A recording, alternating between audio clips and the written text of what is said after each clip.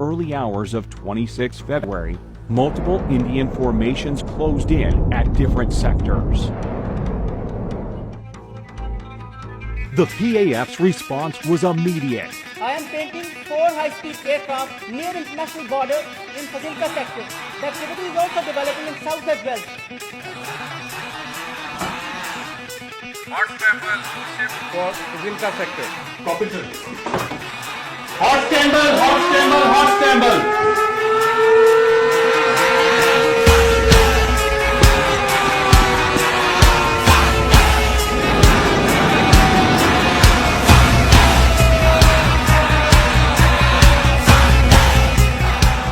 I'm also painting high-speed activity in the north.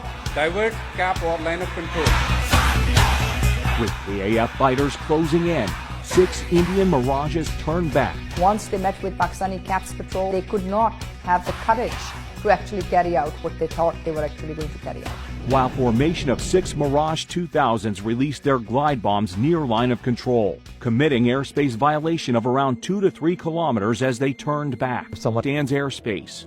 Meeting an immediate response from the Pakistani Air Force, Indian jets released their payload inside Pakistani territory and retreated. The same morning, Pakistan's Prime Minister called a national security meeting to assess the damage. Prime Minister Khan was left with no other option but to give the green signal to his Joint Military Command to respond to India's uncalled aggression. The very next day, at about 0900 hours, loaded with deadly array of state-of-the-art weaponry, a strike package comprising of total 18 Pakistani Air Force planes rolled down the runway for a top-secret mission.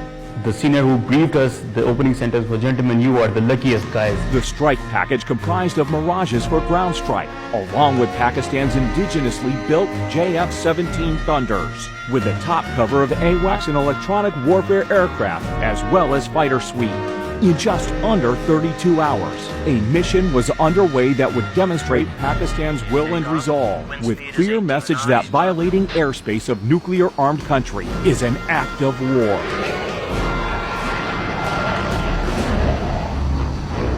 Mindless.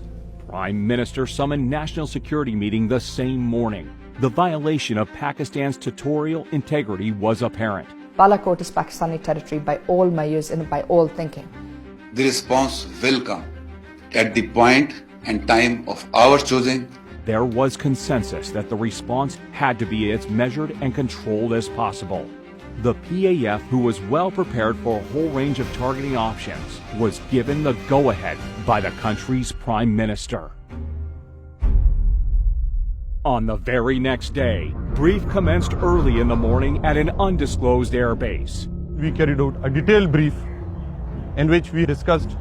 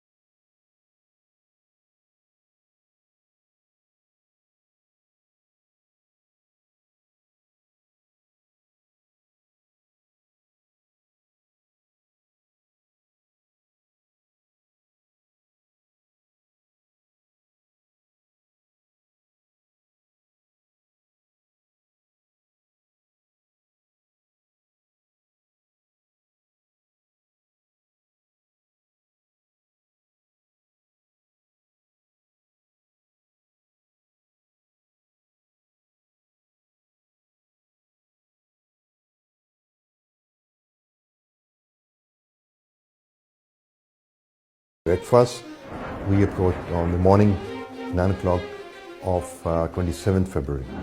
And the attack came in the shape of 2 Mirage 5 PAs armed with 2 H4 standoff weapons, backed up by JF17s with 1,000 pound range extension kits. 2 Mirages along with JF17s headed towards their respective pre-designated targets in Indian-occupied Kashmir. Pakistan should be on notice कि All options are on the table. All options are on the table. The targets which were selected, some of them at brigade level, some of them at different depots, indicated that we understand what is a standoff capability. They went off, the H4s were fired. And now I started to concentrate on my target, leading the weapon to the target. And you can see the target designated box shift away from the intended target because now the pilot wants the bomb to hit about 1,000 yards away. The H-4 bombs were steered away from legitimate targets with great accuracy. Time was very limited. I had only 15 to 20 seconds to carry out all this task. On that, I immediately unlocked the weapon and took it towards the right side to unpopulated area, and the weapon impacted the point which I had selected. The H-4 bomb is about 2,600 pounds in weight. So the TNT, the explosive, is immense. The plans were that the H4s would not kill anyone, and they didn't. They went off target deliberately, as did the weapons from the JF17s. The aim was not to go for a collateral damage, so we engaged that target slightly offset to show them that we can engage any target at our own time of choosing and at our own will. We engaged simultaneously 6 targets without crossing. We deliberately dropped them away from the actual targets to give them a message that we don't want to escalate the tensions, but if you challenge the sovereignty of Pakistan, we are going to hit you and hit you really hard, right onto the exact targets. Strike was not just a strike.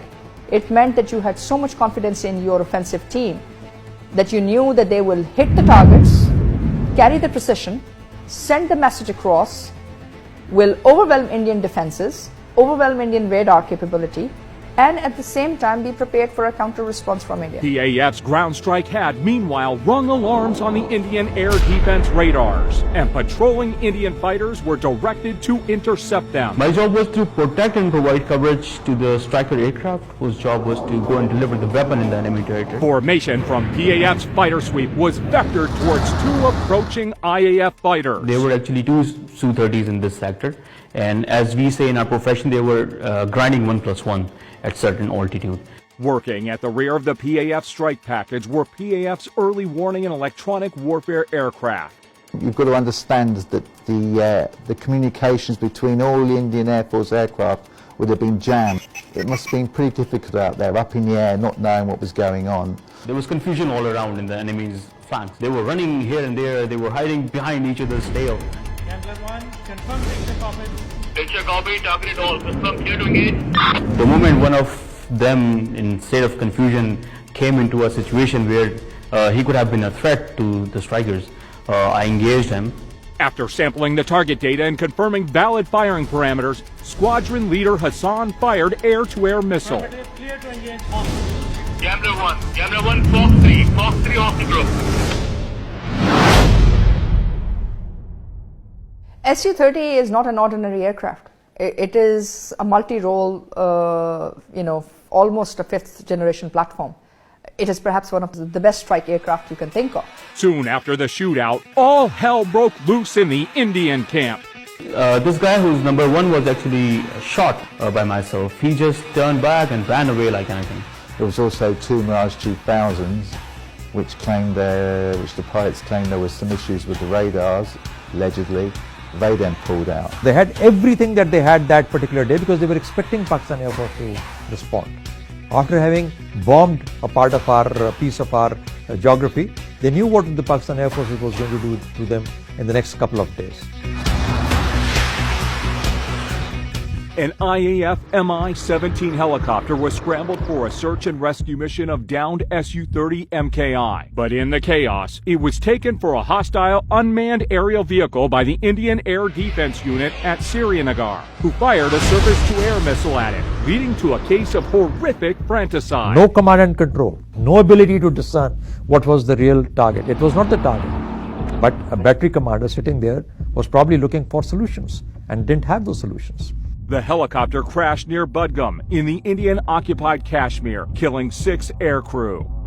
And you have to ask yourself, why would an Mi-17 be flying in the area? It appears to me and to many other commentators that that aircraft was there on a combat search and rescue mission to pick up the downed Su-30 pilot. Pakistan! Pakistan!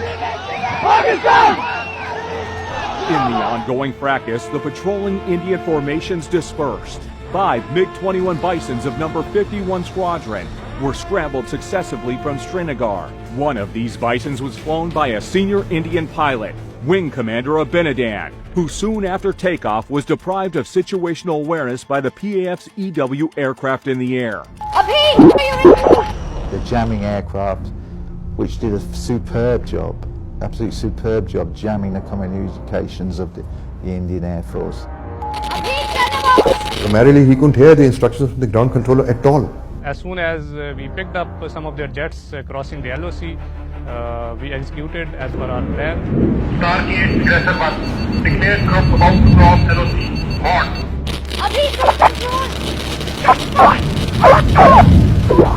Hostile clear to engage. Aggressor 1, kill single contact, crossing LOC. Before he could even get his bearings, Abinadan's MiG-21 was hit by a missile launched by Wing Commander Noman Ali Khan. Aggressor 1 targeted. It was a planned execution of the kind of tactics we normally execute in our training. Copy kill, other one trailing by 10 miles, bugging out. They went blank. They were dark. It was dark for them. It was like a night. It was day, but it became a dark night for them. They didn't know what had hit them. Abinadan had been ejected, recovered on the ground, unstrapped himself from his chute.